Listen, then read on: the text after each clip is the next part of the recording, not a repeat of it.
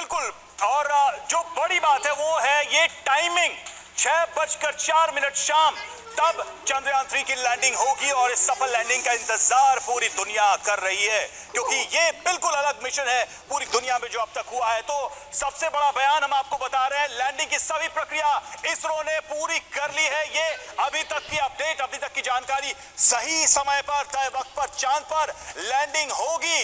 Lander Vikram की, rover प्रज्ञान की और इसरो का बयान है कि हमें पूरा विश्वास है कि लैंडिंग सफल होगी और सक्सेसफुल होगी। और देखिए, एक करुणा बड़ी जानकारी है कि अगर ये पैरामीटर्स थोड़े गड़बड़ भी होते हैं फिर भी लैंडिंग होगी, ये भी प्रोविजन रखा गया है। यानी कि आपात स्थिति के लिए है कि जो बता रहे हैं कि बैकअप प्लान भी तैयार किया गया। इसमें यह भी कहा गया इसरो की तरफ से कि अगर लगता है कि हालात अनुकूल नहीं होते हैं तो 27 तारीख का भी एक बैकअप प्लान तैयार किया गया। तमाम चीजें हैं जिनको सुनिश्चित किया गया, लेकिन आज पूरी तैयारी, क्योंकि कल इसरो की तरफ से ये सोशल मीडिया पर इंफॉर्मेशन दी गई है कि 6:04 पर आज भारतीय वक्त के मुताबिक सॉफ्ट लैंड करेगा चंद्रयान 3।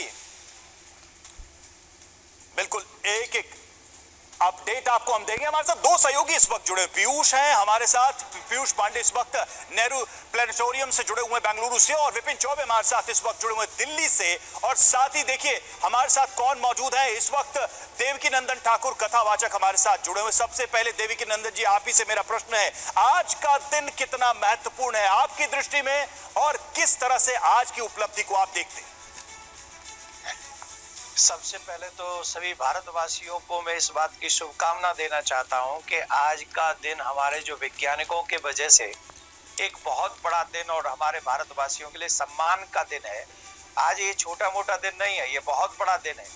आज हमारे वैज्ञानिकों ने वो दिन दिखाया है जिस दिन को देखने के लिए पूरे दुनिया में बहुत से देश तरस रहे हैं, लेकिन हम लोग तीसरी बार अपने उस चांद पर पहुंच चुके हैं। तो सबसे बड़ी बात है, ये हमारे देश का सम्मान है, हमारे वैज्ञानिकों का सम्मान है। उनकी रात दिन अखत जो उन्होंने जो मेहनत की है, जो प्रयास किया है, ये उसका फल है। और हम भगवान से प्रार्थना करते हैं। हमने कल भी प्रार्थना की थी अपनी कथा में, जब पार्थिव शिवलिंग और शिव पुराण की कथा कर रहे थे। आज भी हम लोगों ने स्पेशल इस दिन को रखा है कि हम लोग जो आज पार्थिव शिवलिंग बनाएंगे और जो रुद्राभिषेक करेंगे और प्रार्थना करेंगे कथा में कि आराम से, जो पिछली बार थोड़ी सी हल्की सी चूक रह गई थी वो चूक इस बार न रहे। भगवान से हम प्रार्थना करते हैं कि वो इस बार हमारे देश को पूर्णतः ये सम्मान प्राप्त हो। चलिए ठीक है, बिल्कुल देवकी नंदन जी, आपके पास एक बार फिर से हम रुख करते हैं। इस बीच हमारे साथ जो हमारे दो संवाददाता नजर आ रहे हैं उनका इस वक्त हम रुख कर रहे हैं। पीयूष पांडे जो कि इस वक्त हमारे साथ नेहरू प्लेनेटोरियम से बेंगलुरु से हमारे साथ, और विपिन चौबे भी हमारे साथ नेहरू प्लेनेटोरियम दिल्ली से लाइव है। लेकिन पहले पीयूष, मैं आपका रुख कर रहा हूं। पीयूष, ये बताइए कि बेंगलुरु कमांड सेंटर इसरो का बहुत अहम वहां से आज होने वाला है, जो पूरी गतिविधियां होंगी उसको लेकर क्या जानकारी, क्या इंफॉर्मेशन, कैसी तैयारियां?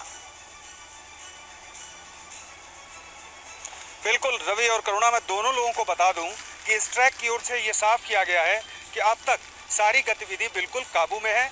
जो चंद्रयान 3 का लैंडर विक्रम है उसकी दिशा और दशा बिल्कुल सही है, वो अपनी रफ्तार और सारे कमांड को स्वीकार कर रहा है, हर एक चीज संतुलित है।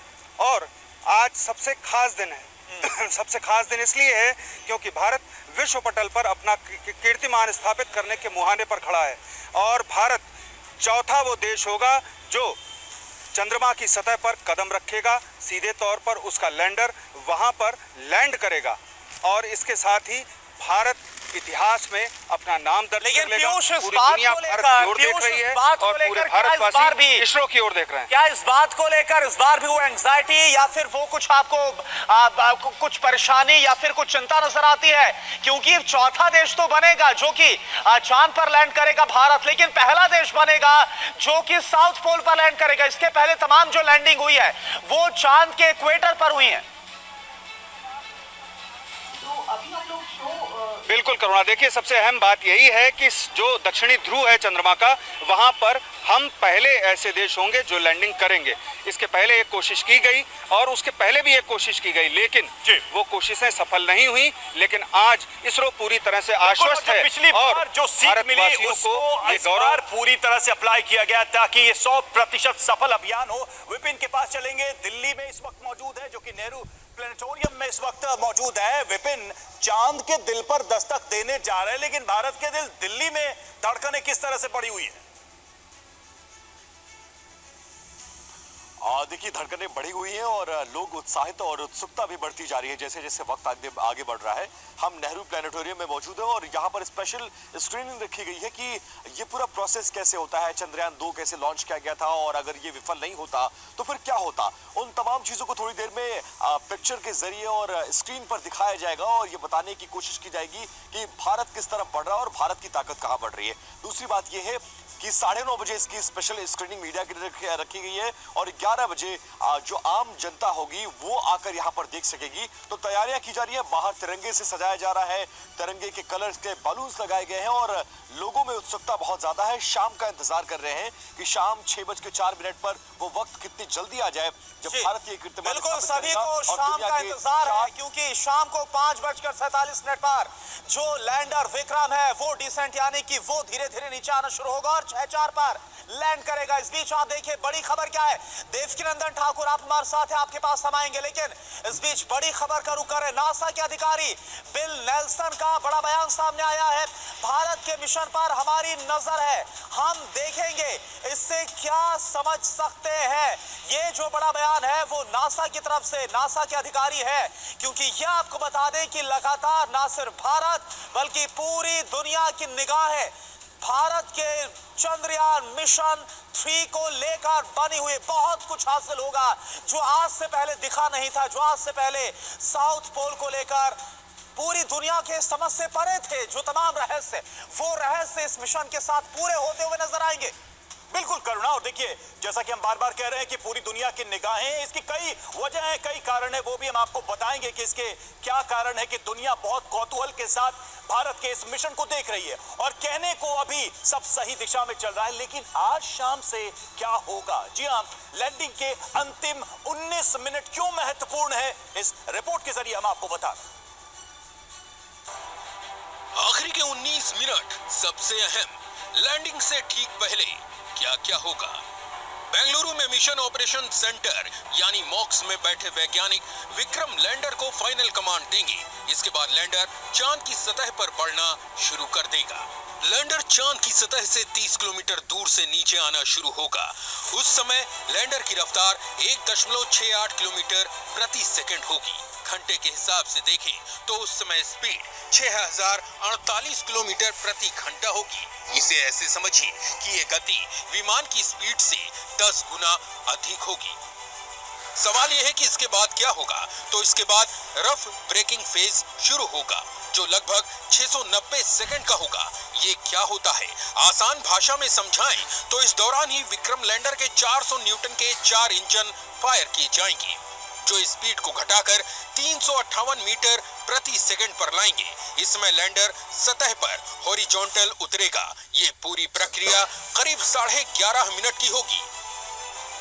आप नॉर्मल अगर आप कार चला रहे हैं या कहीं गाड़ी में अगर आप चला रहे हैं, मान लीजिए आप फ्लाईओवर से स्ट्रेट ऐसे जा रहे हैं, हाँ। और फ्लाईओवर से उसको टर्न मारना है, नीचे उतरना है, हाँ। तो आप पहले क्या करोगे? अगर 100 की स्पीड पे आप जा रहे हो तो पहले आप अपनी स्पीड कम करोगे, 100 से 80, 80 से 60, 60 से 40, फिर 30 पे, जब तक कि आप टर्न पे आ जाते हो। तो इसी को शुरू में आप 100 से 60 पर जाओगे तो बहुत तेजी से आप स्पीड कम करोगे। जैसे जैसे आप वो टर्न के पास आओगे फ्लाईओवर के, जहाँ टर्निंग पॉइंट है, तो वहाँ पे आप और स्पीड कम करोगे।